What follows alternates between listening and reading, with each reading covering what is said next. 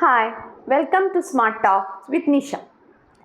ഇന്നത്തെ നമ്മളുടെ ടോപ്പിക് എന്ന് പറയുന്നത് HR ആണ്. അപ്പോൾ ഈ HR റിലേറ്റഡ് ആയിട്ട് നമുക്ക് ന്യൂ ഇത് വന്നിട്ടുണ്ട്. റെജിമിൽ എങ്ങനെയാണ്, ഓൾഡ് റെജിമിൽ അതെങ്ങനെയാണ് വരുന്നത്, ടാക്സ് ഇയർ ഈ പുതിയ ആക്ട് ഇതിന് എന്തെങ്കിലും വ്യത്യാസങ്ങൾ കൊണ്ടുവന്നിട്ടുണ്ടോ എന്നൊക്കെയുള്ള ഡൗട്ടുകളും, പിന്നെ നല്ല കുറേ പേര് ക്ലെയിം ചെയ്യുന്ന ഒരു എക്സെംഷൻ ക്ലെയിം ചെയ്യുന്ന ഒരു ഏരിയയാണ് ഈ HR എന്ന് പറയുന്നത്. ഓക്കെ, അപ്പോൾ ഒരിക്കൽ കൂടി നിങ്ങളെ ഓർമ്മിപ്പിക്കുകയാണ്, മറക്കരുത് സ്മാർട്ട് ടോക്ക് ചാനൽ നിങ്ങൾ വ്യൂ ചെയ്താൽ മാത്രം പോരാ, മറക്കാതെ ചാനൽ സബ്സ്ക്രൈബ് ചെയ്യണം, ലൈക്കും ഷെയറും നിങ്ങൾ ചെയ്യാൻ മറക്കരുത്. ഓക്കെ, അപ്പോൾ നമുക്ക് ടോപ്പിക്കിലേക്ക് വരാം. HR എന്ന് പറയുന്നത് ഹൗസ് റെൻറ്റ് അലവൻസ് ആണ്. നമ്മുടെ എംപ്ലോയർ നമുക്ക് ബേസിക് സാലറിക്ക് പുറമെ നമുക്ക് തരുന്ന ഒരു അലവൻസ് ആണ് HR. അത് തരുന്ന എന്തിനാണെന്ന് ചോദിച്ചു കഴിഞ്ഞാൽ നമ്മുടെ റെൻ്റൽ എക്സ്പെൻസ് കവർ ചെയ്തോട്ടെ എന്ന് വിചാരിച്ചിട്ടാണ്. നല്ലൊരു കാര്യമാണ്. നമ്മൾ ചിലപ്പോൾ ദൂരെയൊക്കെ ആയിരിക്കും പോയി താമസിക്കുന്നത്, വീടൊക്കെ വിട്ട് ദൂരെ ആയിരിക്കും പോയി താമസിക്കുന്നത്. സോ നാച്ചുറലി നമുക്ക് റെൻറ്റ് പേ ചെയ്യുമ്പോൾ നമുക്കൊരു നല്ലൊരു എക്സ്പെൻസ് നമ്മുടെ കയ്യിൽ നിന്ന് വരും. സോ എംപ്ലോയർ അത് നമുക്ക് തരികയാണ്, അലവൻസ് ആയിട്ട് തരികയാണ്. So that is HR. നല്ലൊരു അലവൻസ് തന്നെയാണ് HR എന്ന് പറയുന്നത്. ഇൻകം ടാക്സ് ഡിപ്പാർട്ട്മെൻറ്റിനെ സംബന്ധിച്ചും ഇത് എക്സെംഷൻ ക്ലെയിം ചെയ്യുന്ന ഒരു അലവൻസ് ആയതുകൊണ്ട് തന്നെ നല്ലോണം സൂക്ഷിച്ച് തന്നെയാണ് അതിനെ ഡീൽ ചെയ്യുന്നത്.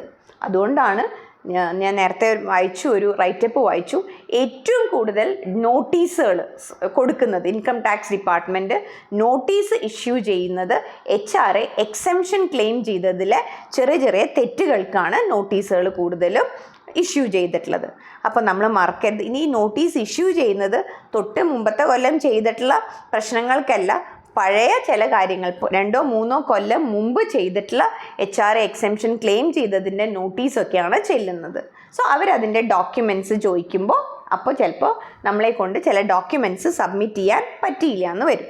ഇതൊരു സ്ഥിരം ഏർപ്പാടാണ്. HR നമ്മൾ കാണുന്നതാണ്. പൊതുവേ നമ്മൾ സ്വന്തം വീട്ടിൽ താമസിക്കുക, അതല്ലെങ്കിൽ ഫ്രണ്ടിൻ്റെ വീട്ടിലാണ് താമസിച്ചതെന്നൊക്കെ പറഞ്ഞ് അതൊക്കെ നമ്മുടെ എക്സ്പേർട്സ് നമുക്ക് ഒപ്പീനിയൻ തരുന്ന സമയത്ത് അവരെ സംബന്ധിച്ച് പെട്ടെന്ന് നമുക്കൊരു ഒപ്പീനിയൻ തരുന്നു, നമ്മൾ പെട്ടെന്ന് വലിയൊരു ലാഭം ടാക്സ് സേവിങ് നമുക്ക് ചെയ്തു തരുന്നു എന്ന് കാണുമ്പോൾ നമ്മൾ അവർ പറഞ്ഞ വഴികളിൽ കൂടെ നമ്മൾ എന്ത് ചെയ്യും, നമ്മൾ ചെയ്യും. പക്ഷെ അത് ചിലപ്പോൾ കറക്റ്റായിട്ടായിരിക്കില്ല. അതിൻ്റെ ഒരു ഡോക്യുമെൻറ്റ്സ് ഒന്നും നമ്മൾ ശരിക്ക് വെച്ചിട്ടുണ്ടാവില്ല, ഡോക്യുമെൻറ്റ്സ് ഉണ്ടാവില്ല. അതൊന്നും സാരില്ല എന്ന് പറഞ്ഞിട്ടുണ്ടാവും, അതൊന്നും നോക്കില്ല എന്ന് പറഞ്ഞിട്ടുണ്ടാവും. പക്ഷെ 2-3 കൊല്ലം കഴിഞ്ഞിട്ടായിരിക്കും നമുക്ക് വരുന്നത്, നോട്ടീസൊക്കെ വരുന്നത്. അപ്പോൾ ഈ HR എക്സെംഷൻ ക്ലെയിം ചെയ്യുന്ന സമയത്ത് നമ്മളോട് ഡോക്യുമെൻറ്റ്സ് ഒന്നും അപ്ലോഡ് ചെയ്യാൻ പറയില്ല. പോർട്ടൽ നമ്മൾ ITR ഫയൽ ചെയ്യുന്ന സമയത്ത് നമ്മളോട് ഡോക്യുമെൻറ്റ്സ് ഒന്നും അപ്ലോഡ് ചെയ്യാൻ. അപ്പം നമ്മൾ വിചാരിക്കും വളരെ സേഫാണ് എന്ന് നമ്മൾ വിചാരിക്കും. പക്ഷെ അത് അങ്ങനെയല്ല.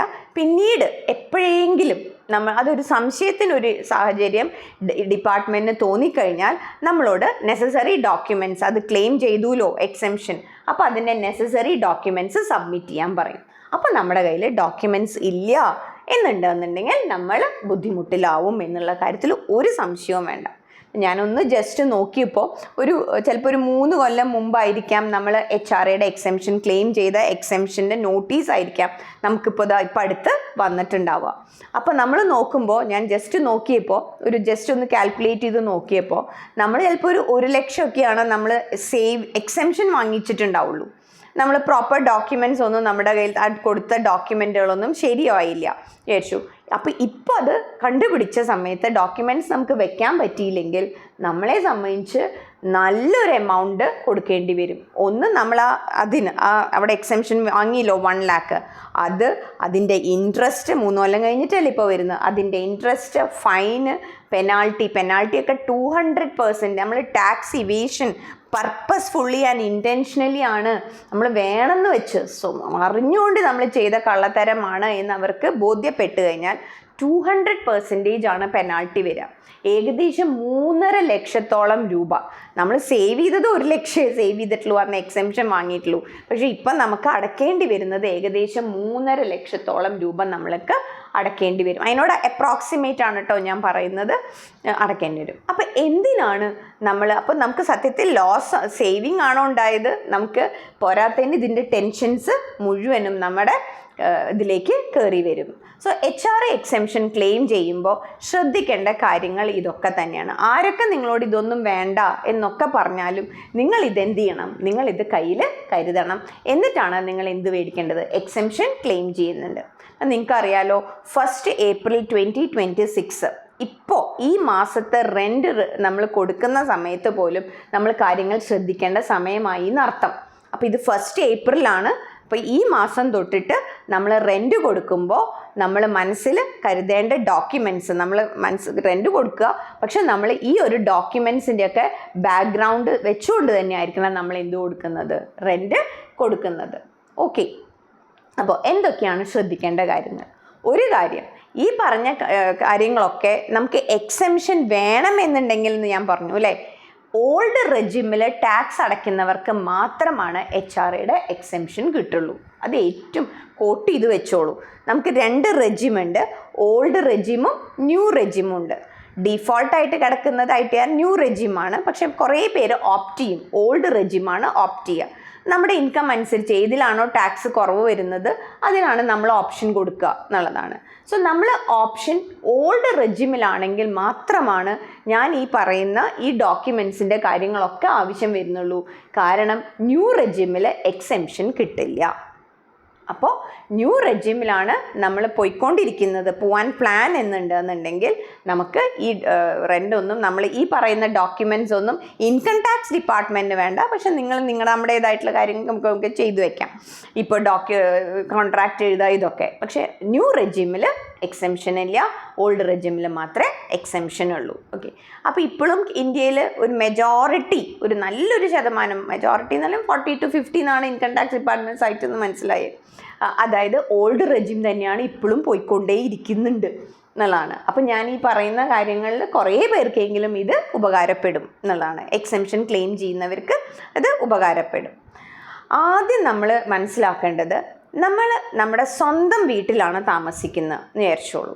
നമ്മളുടെ പ്രോപ്പർട്ടിയിലാണ്, അല്ലെങ്കിൽ നമ്മൾ ജോയിൻറ്റ് പ്രോപ്പർട്ടിയാണ്, നമ്മുടെ വൈഫിൻ്റെ ഹസ്ബൻഡ് ആൻഡ് വൈഫ് ജോയിൻറ്റ് പ്രോപ്പർട്ടിയിലാണ് നമ്മൾ താമസിക്കുന്നത് എന്നുണ്ടെങ്കിൽ, നമ്മുടെ പേരിലുള്ള പ്രോപ്പർട്ടിയിലാണ് നമ്മൾ താമസിക്കുന്നതെന്നുണ്ടെങ്കിൽ ഒരു കാരണവശാലും നിങ്ങൾ എക്സെംഷൻ മേടിക്കരുത്. ഒരിക്കലും സ്വന്തം വീട്ടിൽ നമ്മൾ താമസിക്കും, നിങ്ങൾ റെൻറ്റ് റെസീറ്റൊക്കെ കാണിക്കുന്നുണ്ടാവും, അതൊക്കെ പക്ഷെ അതൊക്കെ ഫേക്കായിട്ട് വരും. ഓൺ ഹൗസിൽ നമ്മൾ താമസിക്കുകയാണെങ്കിൽ HRA ഫുള്ളി ടാക്സബിൾ ആണ്, എക്സെംഷൻ കിട്ടില്ല. ഓക്കെ, അപ്പോൾ നമ്മൾ അതിന് മുതിരരുത് എന്തായാലും എന്നുള്ളതാണ്. പിന്നെ ഒരു കാര്യം നമ്മൾ ശ്രദ്ധിക്കേണ്ടത് എന്താണെന്നുണ്ടെങ്കിൽ, നമ്മൾ എക്സെംഷൻ മേടിക്കുന്ന സമയത്ത് നമുക്ക് ഇപ്പോൾ ഈ പുതിയ ഇതിൽ 3 ഡീറ്റെയിൽസ് ആണ് അവരെടുക്കുക, എന്നിട്ട് അതിലത്തെ ഏറ്റവും ചെറിയ എമൗണ്ട് കാൽക്കുലേറ്റ് ചെയ്യും, അതാണ് നമുക്ക് എക്സെംഷനായിട്ട് കിട്ടുക. ഒന്ന് നമ്മൾ വാങ്ങിയ HRA ആണ്, പിന്നെ റെൻറ്റ് പെയ്ഡ് -10% ഓഫ് സാലറി ആണ്, പിന്നെ നമ്മൾ 8 സിറ്റീസ്, പണ്ട് 4 സിറ്റീസേ ഉണ്ടായിരുന്നുള്ളൂ, അതിപ്പോൾ ഈ പുതിയ ഇത് വന്നപ്പോൾ, ആക്ട് വന്നപ്പോൾ അത് 8 ടൗണുകളിലേക്കും കൂടി മായിട്ടുണ്ട്. ബംഗളൂരു, അഹമ്മദാബാദ്, ഹൈദരാബാദ്, പൂനെ അതും കൂടി മയിലേക്ക് ആഡ് ചെയ്തിട്ടുണ്ട്. മുംബൈ, ഡൽഹി, ചെന്നൈ, കൊൽക്കത്ത ഓൾറെഡി ഉണ്ടായിരുന്നു. അവിടെയൊക്കെയാണ് താമസിക്കണമെന്ന് വെച്ചാൽ നമുക്ക് നമ്മുടെ ബേസ് സാലറിയുടെ ഒരു 50% കൂടി നോക്കും. മറ്റ് ടൗണുകളാണെങ്കിൽ 40%. ഇങ്ങനെ ഒരു 3 ഫിഗർ എടുത്തിട്ട് അതിലെ ചെറിയ എമൗണ്ട് ആണ് നമുക്ക് എന്ത് കിട്ടുന്നത്, എക്സെംഷൻ കിട്ടുന്നത്. അപ്പോൾ ഇപ്പോഴത്തെ ഈ പുതിയ ആക്റ്റിൽ പൂനെയിലും അഹമ്മദാബാദിലും ഹൈദരാബാദിലും ബംഗളൂരിലും താമസിക്കുന്ന ആൾക്കാർ ഇപ്പോൾ ഇത് കാണുന്നുണ്ട് എന്നുണ്ടെങ്കിൽ നിങ്ങൾക്കും ഇപ്രാവശ്യം ഈ ഒരു കാറ്റഗറിയിൽ നിങ്ങൾ കൂടിയും പെടും. ഈ 50% എന്നുള്ള കാറ്റഗറിയിൽ നിങ്ങൾ പെടും. 40 ആയിരുന്നു കഴിഞ്ഞ കൊല്ലമൊക്കെ, ഇത് നിങ്ങൾ 50% എന്നുള്ള കാറ്റഗറിയിലാണ് നിങ്ങൾ പെടുന്നത് എന്നുള്ളതാണ്. ഇനി നമ്മൾ ശ്രദ്ധിക്കേണ്ട ഡോക്യുമെൻറ്റ്സ്, നമ്മൾ സപ്പോർട്ടിംഗ് ആയിട്ട് വെക്കേണ്ട ഡോക്യുമെൻറ്റ്സ് എന്തൊക്കെ എന്നുള്ളതല്ലേ നിങ്ങൾക്ക് ഇപ്പം ഇനി അറിയേണ്ടത്. ഒന്ന്, നമ്മൾ ഒരാൾക്ക് റെൻറ്റ് കൊടുക്കുക അല്ലേ, അപ്പോൾ നമ്മൾ ആദ്യം തന്നെ ഒന്ന് ആലോചിച്ച് നോക്കൂ. ലോജിക്കലി ആലോചിക്കുമ്പോൾ നമ്മൾ ആദ്യം ഒരു എഗ്രിമെൻ്റ് ഉണ്ടാവണം അല്ലേ.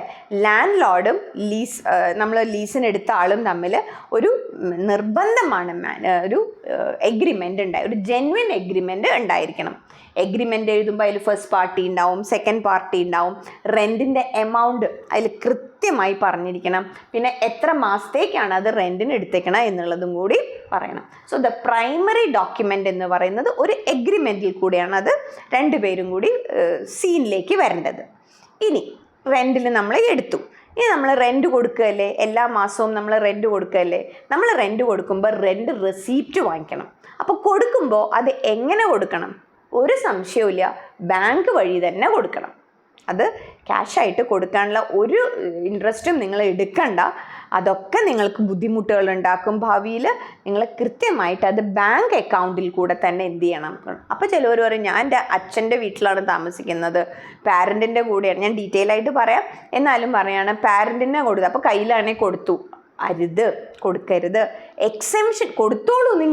നിങ്ങൾ എക്സെംഷൻ ക്ലെയിം ചെയ്യാനാണ് ഉദ്ദേശം എന്നുണ്ടെങ്കിൽ, ആ ഒരു ഉദ്ദേശം നിങ്ങളുണ്ടെങ്കിൽ, നിങ്ങളുടെ അച്ഛൻ്റെ ജോയിൻറ്റ് പ്രോപ്പർട്ടി ആണെന്നെങ്കിൽ, അച്ഛൻ്റെ അമ്മയുടെയും ജോയിൻറ്റ് പ്രോപ്പർട്ടി ആണെങ്കിൽ ഇതിൽ ആരെങ്കിലും ഒരാളുടെ അക്കൗണ്ടിലേക്ക്, അതാ എഗ്രിമെൻറ്റിൽ ഉണ്ടായിരിക്കണം ആരുടെ അക്കൗണ്ടിലേക്കാണ് കൊടുക്കുന്നതെന്നുള്ളത്.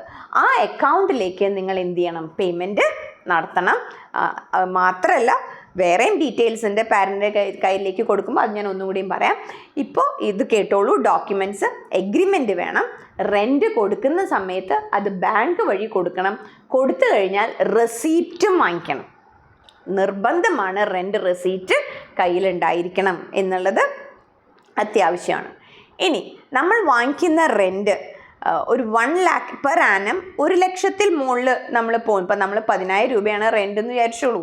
നമ്മൾ ഒരു കൊല്ലം റെൻ്റ് അടയ്ക്കാമെന്ന് പറയുമ്പോൾ 1,20,000 ആയി, റെൻ്റായി. അപ്പോൾ നമ്മൾ അടയ്ക്കുന്ന റെൻറ്റിൻ്റെ ടോട്ടൽ ഒരു കൊല്ലത്തെ റെൻറ്റ് 1 lakhന് മുകളിൽ പോകുന്നുണ്ട് എന്ന് നമുക്കറിയാമല്ലോ നമ്മുടെ ഇതിൽ. അങ്ങനെയാണെന്നുണ്ടെങ്കിൽ മറക്കാതെ നമ്മളൊരു സ്റ്റേറ്റ് സർട്ടിഫിക്കറ്റ് മേടിക്കണം. സർട്ടിഫിക്കറ്റിൻ്റെ നമ്പർ 12BB എന്നാണ് പണ്ടുണ്ടായിരുന്നത്, അതിനിപ്പോൾ അത് മാറ്റി കളഞ്ഞോളൂ. അതല്ല, പുതിയ ഫോം നമ്പർ 124 ആണ്. റിലേഷൻഷിപ്പ് സർട്ടിഫിക്കറ്റാണ്.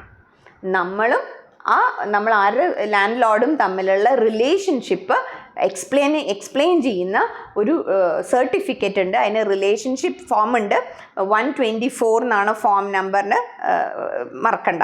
പണ്ടത്തെ നമ്പറാണ് ഞാൻ പറഞ്ഞത് 12BB, അതല്ല, ഇപ്പോൾ 124 ആണ്.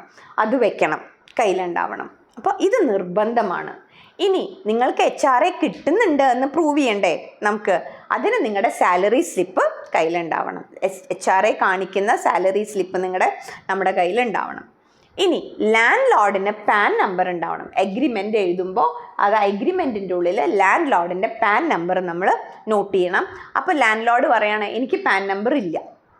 അങ്ങനെ പറയാൻ സാധ്യതയൊക്കെ ഉണ്ട്, ഇല്ല എന്നൊന്നും വിചാരിക്കേണ്ട. ഇപ്പോഴും പാൻ എടുക്കാത്ത ആൾക്കാർ ഇപ്പോഴും ഉണ്ട്. അപ്പോൾ എനിക്ക് പാൻ ഇല്ല എന്ന് പറയുകയാണെങ്കിൽ അദ്ദേഹത്തിനോടോ അവരോടോ പറയൂ, നിങ്ങൾ ഒരു സെൽഫ് ഡിക്ലറേഷൻ തരാൻ പറയൂ. എനിക്കിങ്ങനെ പാൻ നമ്പർ ഇല്ല എന്ന് പറഞ്ഞുകൊണ്ട് ഒരു സെൽഫ് ഡിക്ലറേഷൻ അദ്ദേഹത്തിനോടോ അവരോടോ എഴുതി തരാൻ പറയൂ. എന്നിട്ട് നമുക്ക് അപ്പോൾ അത് ഡോക്യുമെൻ്റ് വയ്ക്കാം. ഇതൊക്കെ നടക്കണ കാര്യമാണോ എന്ന് നിങ്ങൾക്ക് തോന്നിയേക്കാം. ഇപ്പോൾ അല്ലെങ്കിലേ വീട് കിട്ടാനില്ല. അപ്പോൾ ഇതൊക്കെ കേട്ട് കഴിഞ്ഞാൽ ലാൻഡ് ലോർഡ് നമുക്ക് വീടേ തരില്ല. പക്ഷെ അത് പറഞ്ഞിട്ട് കാര്യമില്ല. നമ്മൾ എക്സെംഷൻ ക്ലെയിം ചെയ്യാൻ ഉദ്ദേശിക്കുന്നുണ്ട് എന്നുണ്ടെങ്കിൽ, കാരണം പിന്നീട് നമുക്കിതൊരു ബുദ്ധിമുട്ട് വരുമ്പോൾ അന്ന് അതങ്ങനെ ചെയ്യാമായിരുന്നു എന്ന് നമ്മൾ വിചാരിക്കരുത്. പിന്നെ നമ്മൾ എക്സെംഷന് മുതിരരുത്. നമുക്ക് ഒരു കാര്യം നമ്മൾ മനസ്സിലാക്കണം, ടാക്സ് നമുക്ക് സേവ് ചെയ്യാം. ടാക്സ് സേവിങ്ങിനുള്ള ഒരുപാട് ഇതുകളുണ്ട്, ആക്റ്റിലുണ്ട്. നമ്മൾ ഡോക്യുമെൻ്റ്, ഫേക്ക് ആയിട്ടുള്ള ഡോക്യുമെൻ്റ് വെച്ച് നമ്മൾ രക്ഷപ്പെടാം എന്നൊക്കെ താൽക്കാലികമായിട്ട് നമുക്ക് തോന്നാം. പക്ഷേ അതൊക്കെ ചിലപ്പോൾ പിന്നീട് ഒരു ഇഷ്യൂ വരാൻ നിൽക്കരുത്. സോ ഇത്രയും ഡോക്യുമെൻറ്റ്സ് പറയുമ്പോൾ ഇത് നമ്പർ ഉണ്ടെന്നേ ഉള്ളൂ. ഇതൊക്കെ നമ്മൾ സ്ഥിരം ചെയ്യുന്നതാണ്. നമ്മളൊരു വീട് വാടകയ്ക്ക് എടുക്കുന്ന സമയത്ത് നമ്മൾ എഗ്രിമെൻ്റ് എഴുതും, റെൻറ്റ് നമ്മൾ കൊടുക്കും, അത് ബാങ്ക് വഴി കൊടുക്കുക. ഒരു റെസീറ്റ് വാങ്ങിക്കാൻ അത്ര വലിയ ബുദ്ധിമുട്ടുള്ള കാര്യമില്ല. റെൻറ്റ് റെസീറ്റ് നമ്മുടെ കയ്യിലുണ്ടാവണം. അതേപോലെ തന്നെ നമ്മുടെ കയ്യിൽ എന്തുണ്ടാവുക, ആ എഗ്രിമെൻറ്റിൽ നമ്മൾ ലാൻഡ് ലോർഡിൻ്റെ പാൻ നമ്പർ എഴുതാൻ എന്താ അത്ര ബുദ്ധിമുട്ടുള്ളത്? ആ പാൻ നമ്പർ നമ്മൾ നോട്ട് ചെയ്ത് കൊടുക്കുക. റിലേഷൻഷിപ്പ് സർട്ടിഫിക്കറ്റ് മേടിക്കുക. ലാൻഡ് ലോർഡ് നമ്മളും തമ്മിലുള്ള ആ റിലേഷൻഷിപ്പ് സർട്ടിഫിക്കറ്റൊക്കെ ഇത്ര ഇമ്പോർട്ടൻസ് വന്നത് എന്താണെന്ന് വെച്ചാൽ, പണ്ടത്തെ സ്ഥിരം ഏർപ്പാടാണ്. അച്ഛൻ്റെ കൂടെ താമസിക്കുക, അമ്മയുടെ കൂടെ താമസിക്കുക, വാടകയൊന്നും കൊടുക്കാതിരിക്കുക, എന്നിട്ട് എക്സെംഷൻ മേടിക്കുക. ഇത് നമ്മൾ പണ്ട് പലരും ചെയ്തിട്ടുള്ള ഒരു കാര്യമാണ്. അതുകൊണ്ട് തന്നെയാണ് ആ റിലേഷൻഷിപ്പ് ഒന്ന് എക്സ്പ്ലെയിൻ ചെയ്യാൻ കൂടിയും അവിടെ പറയാൻ തുടങ്ങിയത് എന്നുള്ളതാണ്. ഓക്കെ, ഇനി നമുക്ക് ഇനിയത്തെ ഇതാണ് ഞാൻ നേരത്തെ ഇപ്പോൾ പറഞ്ഞ അതേ പോയിന്റിലേക്ക് തന്നെയാണ് വരുന്നത്. സ്ഥിരം ഏർപ്പാടാണ്. നമ്മൾ താമസിക്കുന്നത് നമ്മുടെ അച്ഛൻ്റെയും അമ്മയുടെയും കൂടെ ആയിരിക്കാം എന്നുള്ളതാണ്. അവരുടെ കൂടെയാണ് നമ്മൾ താമസിക്കുന്നത്. അവരുടെ വീട്ടിൽ അവരുടെ ഒപ്പമാണ് നമ്മൾ താമസിക്കുന്നത്. എന്ത് മേടിക്കാൻ തീരുമാനിച്ചു? നല്ല ഒരു കാര്യം, എക്സെംഷൻ മേടിക്കാൻ തീരുമാനിച്ചു. ഇൻകം ടാക്സ് ഡിപ്പാർട്ട്മെൻറ്റ് അതിനെ എതിരൊന്നുമല്ല. നമ്മൾ നമ്മുടെ പാരൻറ്റിൻ്റെ കൂടെ താമസിക്കുമ്പോൾ റെൻറ്റ് കൊടുത്തു എന്ന് പറയുന്നത് ഇൻകം ടാക്സുകാർ കള്ളത്തരമായിട്ടൊന്നും അവരതിനെ കണക്കാക്കുന്നില്ല. Yes, you can claim exemption എന്നാണ് പറഞ്ഞിട്ടുള്ളത്. അപ്പോൾ നമുക്ക് ചോദിക്കാൻ തോന്നുന്നത്, can I claim exemption when I am staying with my parents? HR yes, അവർ നോന്നൊന്നും പറയുന്നില്ല. കാരണം നിങ്ങളുടെ അച്ഛനും അമ്മയ്ക്കും നിങ്ങൾ എന്ത് കൊടുക്കുകയാണ്? ഒരു വരുമാനം കൊടുക്കുകയാണ്. അപ്പോൾ അതിൽ അവർ നോന്നൊന്നും പറഞ്ഞിട്ടില്ല. You can do it. പക്ഷേ എന്ത് ചെയ്താൽ മതി? നെസസറി ഡോക്യുമെൻറ്റ്സ് നിങ്ങൾ വെച്ചാൽ മതി. ഒന്ന്, ആ വീടിന് നിങ്ങളുടെ ഓണർഷിപ്പ്, നിങ്ങളുടെ പേര് അതിലുണ്ടാവില്ല. ആ പ്രോപ്പർട്ടിയുടെ ഓണർഷിപ്പിൽ നിങ്ങളൊരു ജോയിൻ്റ് ഓണർ ആവാൻ പാടില്ല. അച്ഛനമ്മയാവാം, ബ്രദറൊക്കെ ആവാം, അവരൊക്കെ ആവാം. പക്ഷെ നിങ്ങൾ അതിലെ ഒരു ജോയിൻ്റ് ഓണർ ആവാൻ പാടില്ല. അങ്ങനെ ആയിക്കഴിഞ്ഞാൽ നിങ്ങൾക്ക് എന്ത് മേടിക്കാൻ പറ്റില്ല? എക്സെംഷൻ മേടിക്കാൻ പറ്റില്ല എന്നുള്ളതാണ്. പിന്നെ നമ്മൾ നേരത്തെ പറഞ്ഞ പോലെ എഗ്രിമെൻ്റ് ഉണ്ടാവണം. അച്ഛനായാലും അമ്മയ്ക്കാണ് റെൻറ്റ് നമ്മൾ കൊടുക്കണമെന്നുണ്ടെങ്കിലും നമ്മൾ എന്ത് മേടിക്കണം? നമ്മൾ എന്ത് വഴി കൊടുക്കണം? ബാങ്ക് വഴി കൊടുക്കണം. മറക്കല്ലേ, ഇതും കൂടി നമ്മൾ ഒരു കാര്യം കൂടി എൻഷുർ ചെയ്യണം. അങ്ങനെ നമ്മൾ അച്ഛൻ്റെ ബാങ്ക് അക്കൗണ്ടിലേക്ക് ഇട്ട് കൊടുത്തു, ചിലപ്പോൾ നമ്മൾ അമ്മയുടെ ബാങ്ക് അക്കൗണ്ടിലേക്ക് ഇട്ട് കൊടുക്കുന്ന ശീലമാണ് കൂടുതൽ.